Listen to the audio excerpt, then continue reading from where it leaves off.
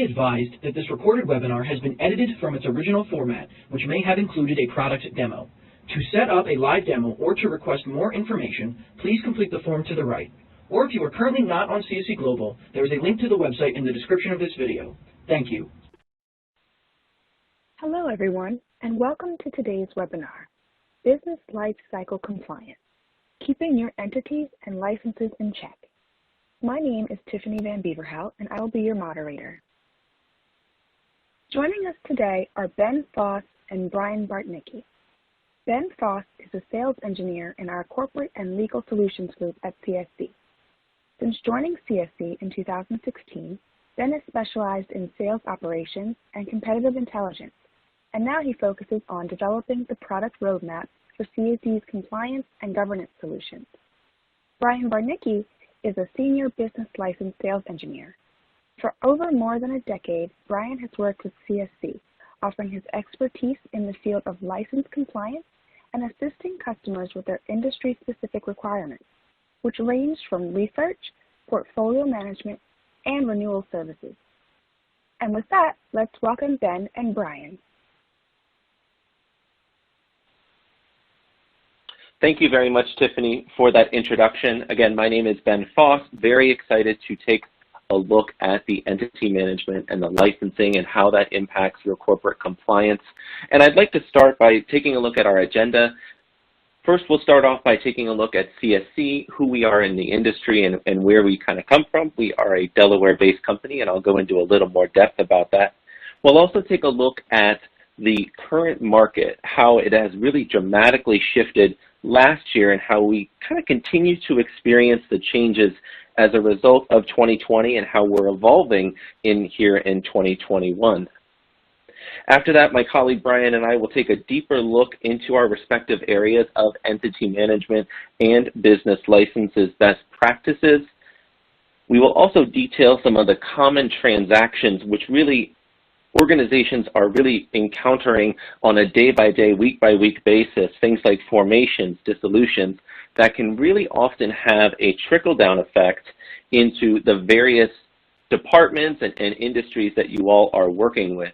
And we will kind of wrap that up by saying, how can CSC really help? How are we able to assist with licensing, assist with amendments, dissolutions, and the various items that come across your plate on a day-by-day basis? And we'll close it out by doing a brief screen share of both technology platforms for you guys to see. And to really go a little bit more in depth here as we move to our next slide to talk more about CSC. CSC is a privately held company. We've actually been in business since 1899. We snuck in right at the end of the 19th century there. We actually offer 60 different services across a wide range of products. We actually support 90% of the Fortune 500. They use CSC for one or more of our services. We do business in over 140 jurisdictions all across the globe. We also support over 10,000 law firms and in many cases, many of the NLJ 250. And for all of these customers, we are their trusted partners, safeguarding their data.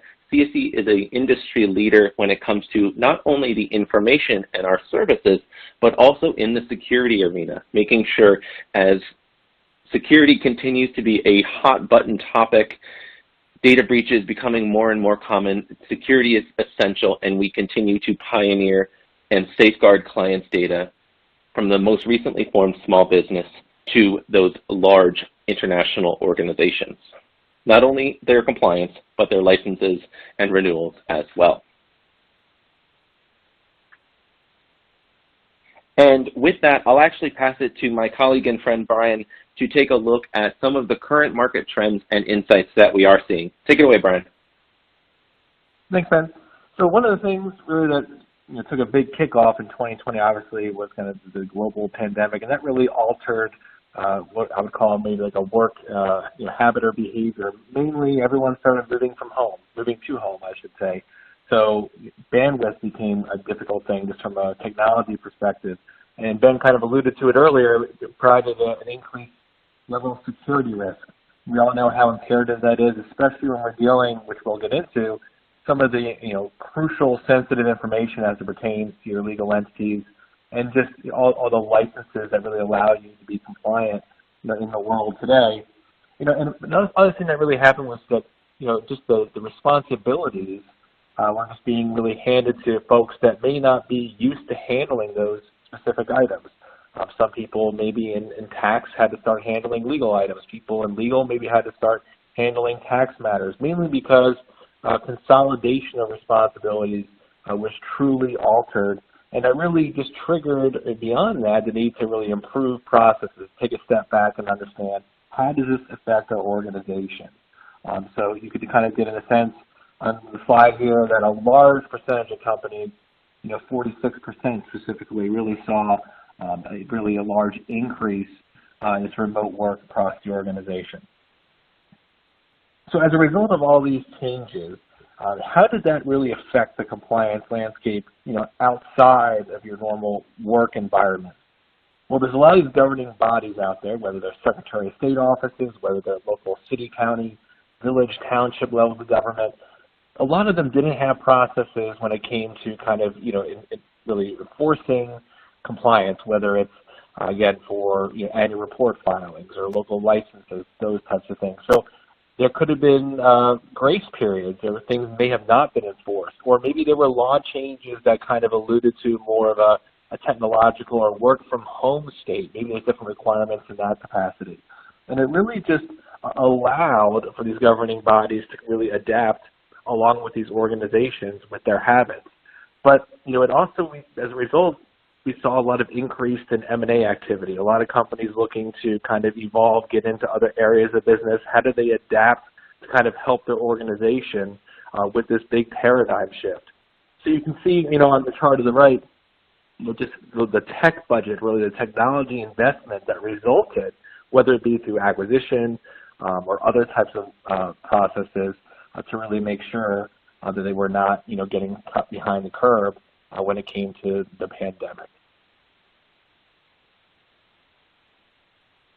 And now I'm going to pass it over to Ben to talk about the daily responsibilities and challenges of compliance.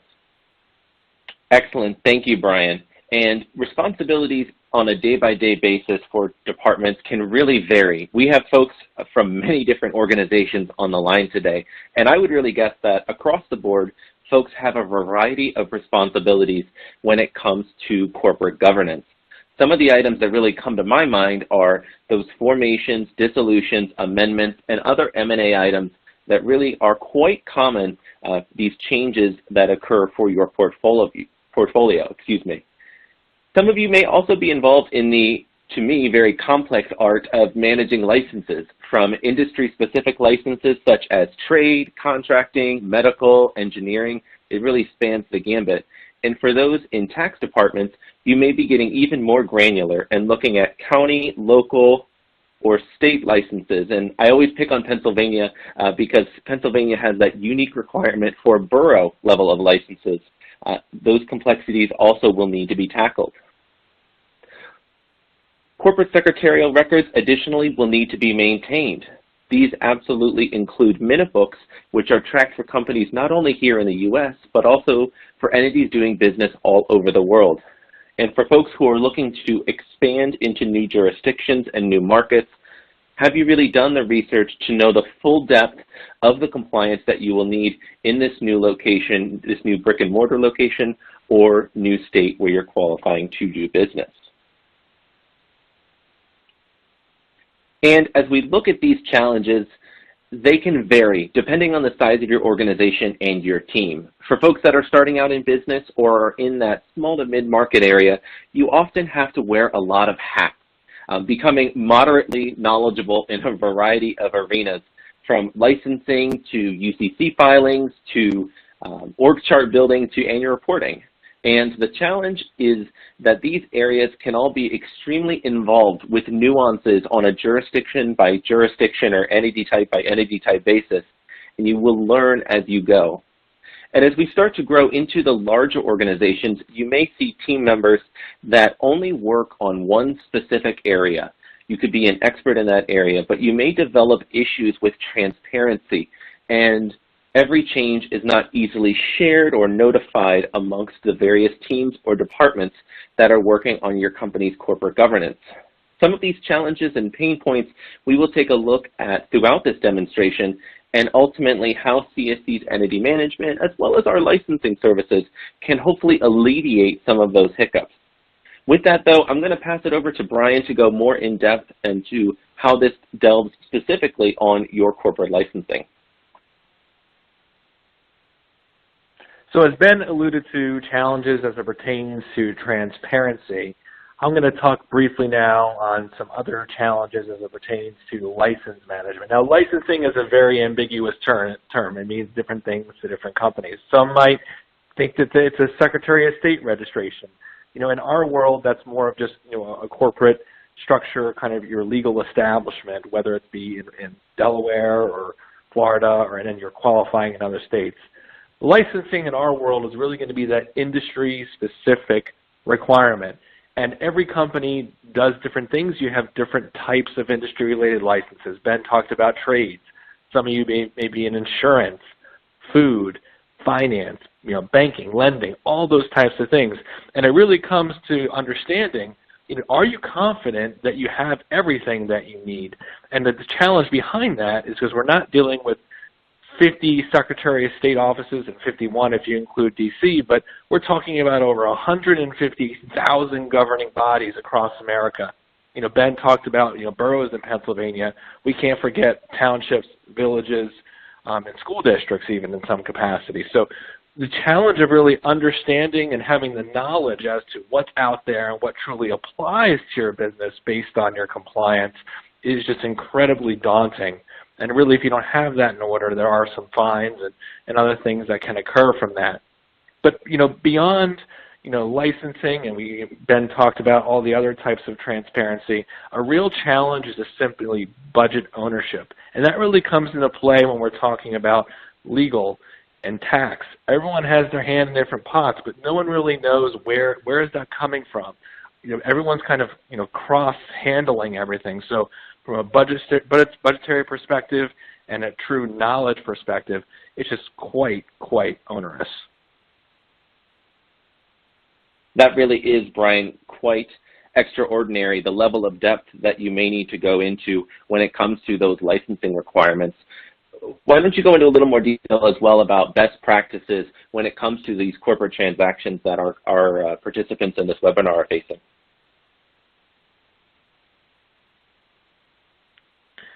Thanks, Ben. So we've talked about really some of these in some capacity already, but I think it's important just to talk to why security, transparency, and really centralization, and even the knowledge is just vitally important.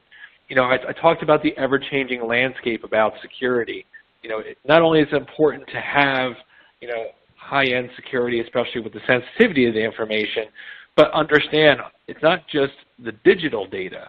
We're talking about hard data. A lot of licenses or a lot of legal documents could be in different offices. They could be sent to people's homes. Kind of the exposure of information, whether it's pertaining to officers and directors, ownership or stock information, maybe organizational charts, or even as it pertains to licensing information, maybe you have provide criminal background history or social security numbers, those types of things. So it's vitally important that security is at play, and it is in a centralized, secure environment, not that decentralized, place again where it's at people's homes or in maybe multiple satellite offices. And really having that visible view of everything, having it at your fingertips, provides that true transparency. So to our earlier, example, right, common challenges.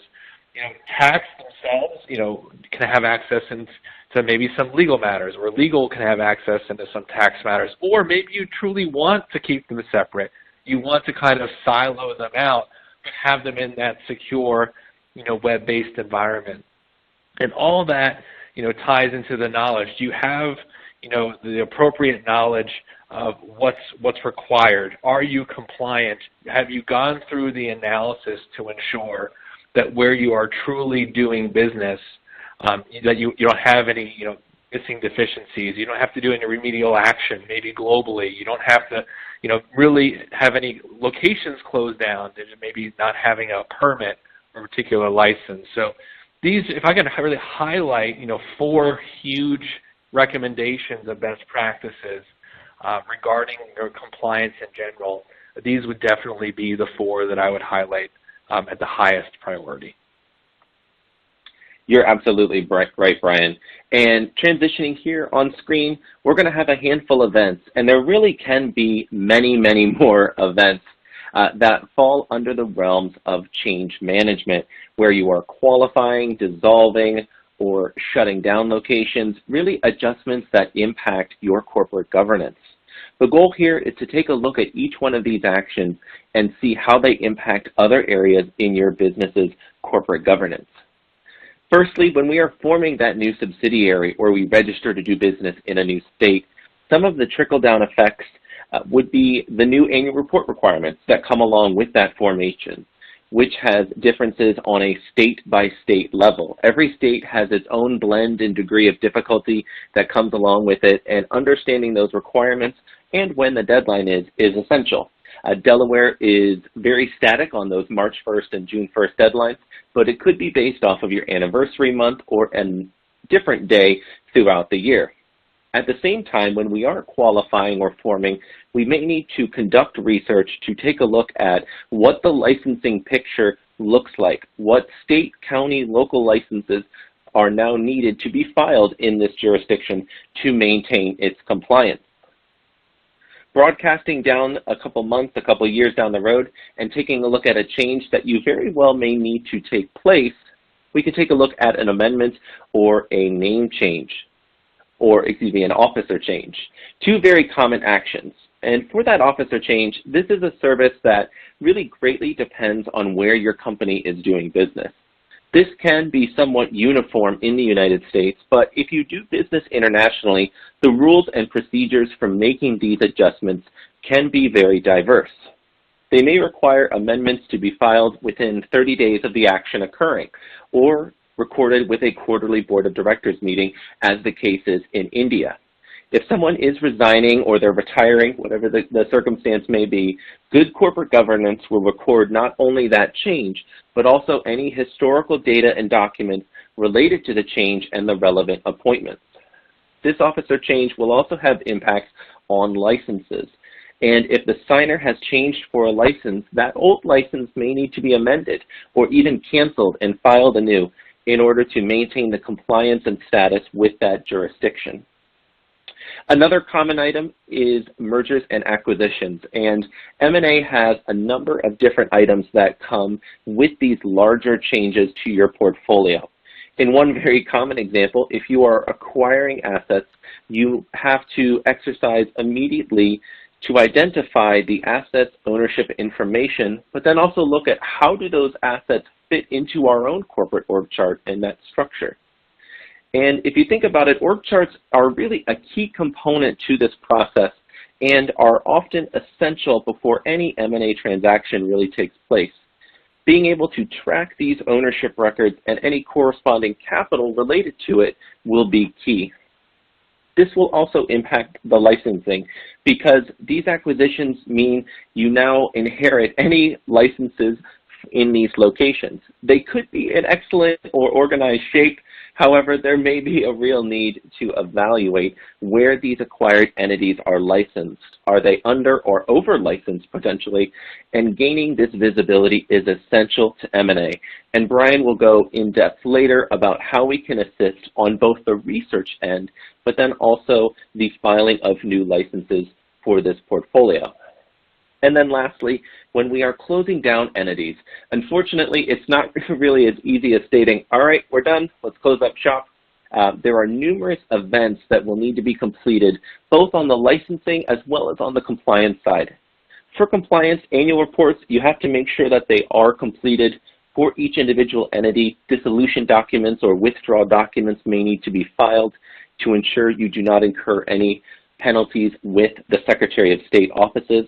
And for licensing, even if you're not doing business in a jurisdiction anymore, you may need to wrap up or close down with the licensing jurisdictions before you can finally sunset or shut down an entity to the satisfaction of all jurisdictions, local, county, as well as state.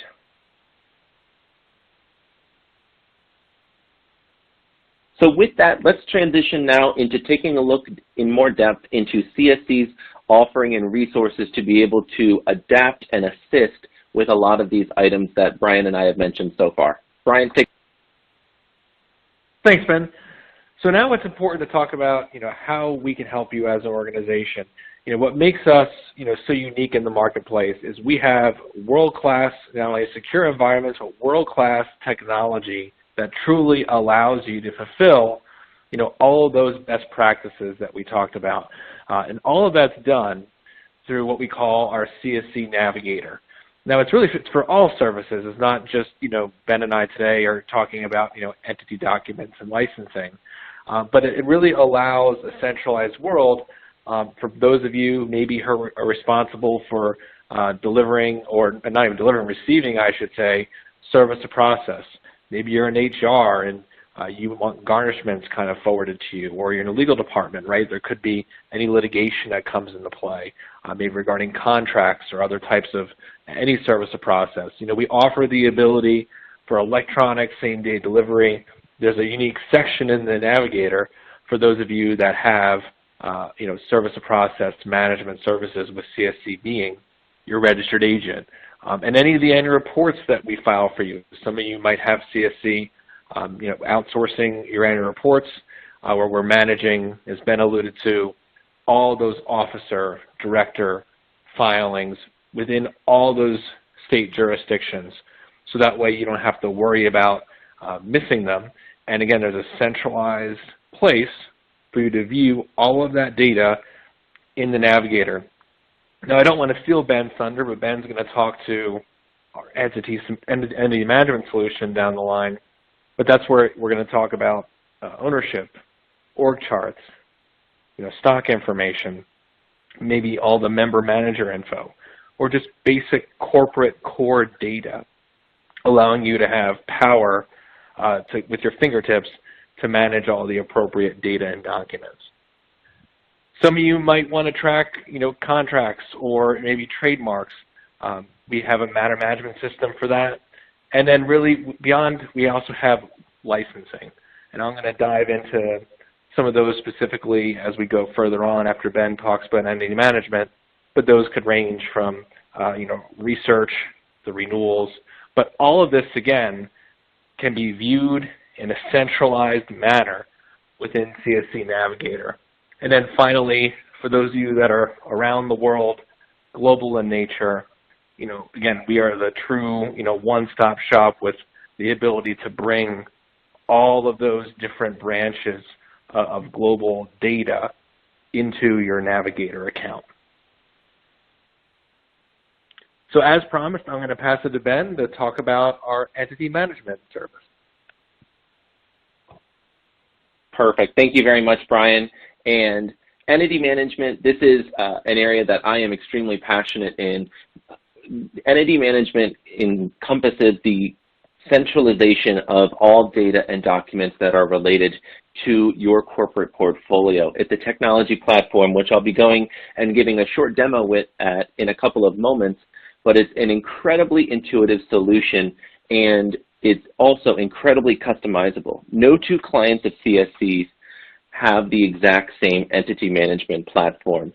It comes with CSC's renowned level of security. It is SOC 2 Type 2 secure, and it is available to an unlimited number of users.